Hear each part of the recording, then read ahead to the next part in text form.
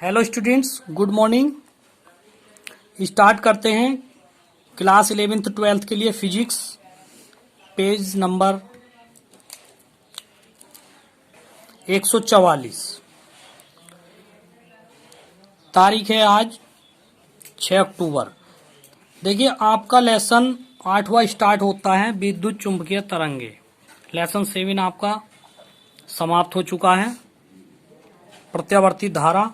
आज स्टार्ट करते हैं 8वां लेसन विद्युत चुंबकीय तरंगे। क्वेश्चन 1 है आपका, विस्थापन धारा से क्या तात्पर्य है?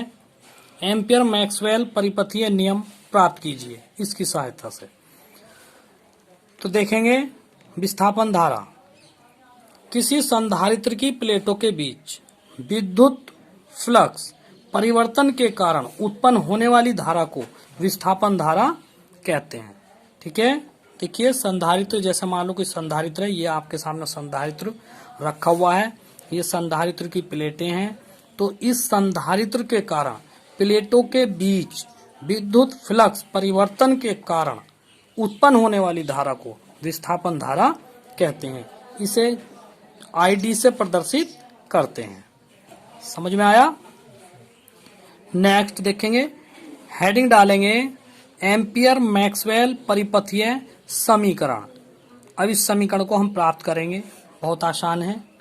माना एक समांतर प्लेट संधारित्र सी, ये वाला, ऐसे वैद्युत परिपथ में जुड़ा है जिसमें समय के साथ परिवर्ती धारा IT प्रवाहित हो रही है।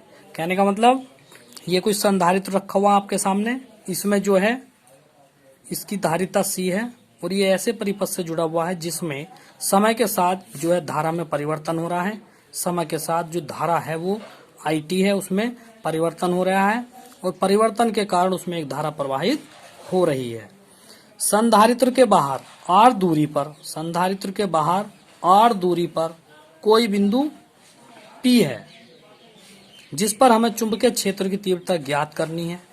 और चुंबकीय क्षेत्र की तीव्रता ज्ञात करने के लिए हम P के चारों ओर एक धारावाही तार को केंद्र मानकर R त्रिज्या का एक वृत्ताकार लूप बनाते हैं। लूप का मतलब जैसे कुंडल के आकार का कोई छल्ला होता है, जैसे चूड़ी गोल होती है, उसी प्रकार से एक जो है कुंडल की भांति एक कुंडली बनाते हैं, इसे लूप कहते हैं।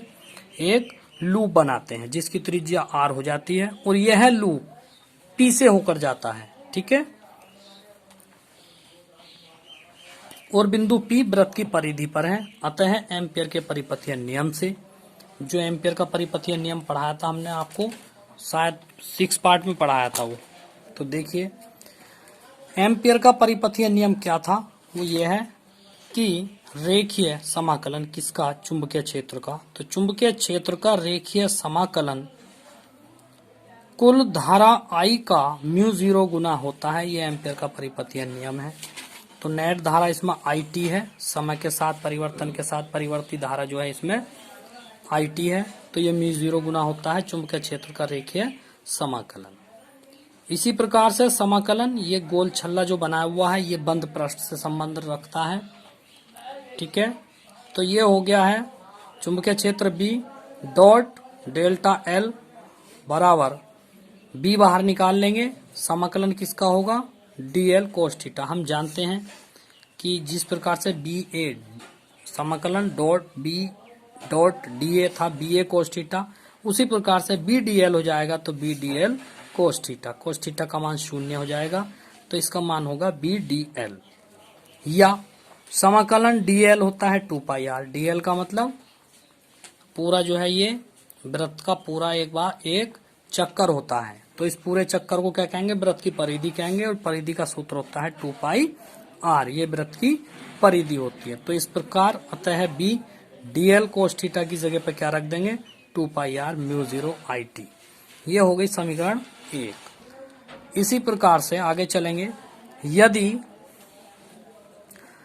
समांतर प्लेट संधारित्र की प्लेटों का क्षेत्रफल A है, यदि समांतर प्लेट संधारित्र की प्लेटों का क्षेत्रफल A, आवेश Q तथा पृष्ठ घनत्व सिग्मा हो, तो वैद्युत क्षेत्र की तीव्रता, ये हमने आपको पहले पार्ट में सिद्ध कराया था, पृष्ठ घनत्व के पदों में वैद्युत क्षेत्र की तीव्रता का सूत्र हमने आपको पहले पार्ट में ही सिद्ध करा दिया था।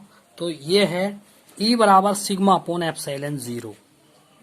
यहां से हमने सिग्मा जो होता है सिग्मा का मान रख दिया, यहां से Q अपॉन A, सिग्मा बराबर Q अपॉन A।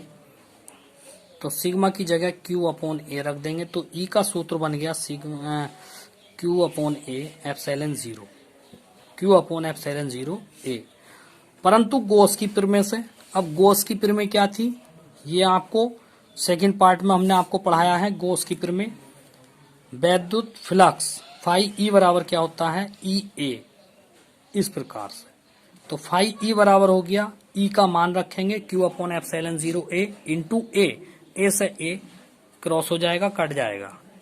तो डेल्टा फाई E हो जाएगा Q अपॉन एप्सिलॉन, या Q बराबर फाई E इंटू एप्सिलॉन 0, समीकरण हो गई 2। यहाँ ये बॉक्स में यदि आवेश Q समय के साथ परिवर्तित हो रहा है, समय के साथ परिवर्तित हो रहा है, तब वैद्युत धारा क्या होगी I बराबर Q बटे T। I का सूत्र होता है Q बटे T, अर्थात D अपॉन dt। Q का मान रखेंगे, यहां से Q का मान रख दिया ये पूरा फाई E एप्सिलॉन 0। तो I बराबर हो गया एप्सिलॉन 0 बाहर निकाल दिया d फाई अपॉन dt। ये होगी समीकरण 3।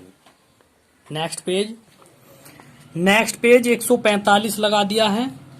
देखिए वही डेरिवेशन चल रहा है, अभी पूरा नहीं हुआ है।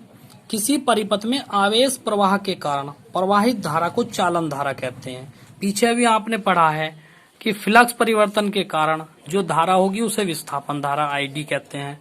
ये किसके कारण है, आवेश प्रवाह के कारण है। आवेश प्रवाह के कारण जो धारा होती है उसको चालन धारा कहते हैं, इसे IC से प्रदर्शित करते हैं। तथा वैद्युत क्षेत्र के कारण उत्पन्न धारा को विस्थापन धारा कहते हैं, इसे ID से प्रदर्शित करते हैं। अतः परिपथ में कुल धारा I बराबर हो जाएगी IC प्लस के ID, यानी कि एक चालन धारा हो गई और एक विस्थापन धारा हो गई। तो एम्पियर के परिपथीय नियम से चुंबकीय क्षेत्र का रेखीय समाकलन बराबर μ0 I। तो इसका μ0, इसमें जो है I का मान रख देंगे यहां से IC प्लस के ID। चुंबकीय क्षेत्र का रेखीय समाकलन बराबर μ0 के अंदर गुणा करा देंगे, μ0 IC प्लस के μ0 ID यहां से। परंतु I बराबर ID बराबर epsilon 0 delta phi upon delta T। ये पीछे अभी आपने पढ़ा है समीकरण 3 में। इसका मान रख देंगे चुंबकीय क्षेत्र का रेखीय समाकलन बराबर, तो ये हो गया। जब यहाँ पे मान रखेंगे तो μ0 IC μ0 ID का मान रख देंगे, ID का मान ये वाला है तो यहाँ जमा दिया, तो epsilon 0 delta phi upon delta T हो गया। तो ये ही एम्पियर मैक्सवेल का परिपथीय नियम है। ठीक है, क्वेश्चन नंबर 2 देखेंगे इसका। प्रकाश संचरण के संबंध में मैक्सवेल के विद्युत चुंबकीय तरंग सिद्धांत को समझाइए। तो देखिए ये एक्स ये हो गई, ये अक्ष ये हो गई, ये अक्ष हो गई E, ये अक्ष हो गई, ये अक्ष हो गई चुंबकीय क्षेत्र B, ये वैद्युत क्षेत्र हो गया। तो देखिए ये वैद्युत क्षेत्र की किरण चल रही है, ये चुंबकीय क्षेत्र की किरण चल रही है। ठीक है, इसी प्रकार से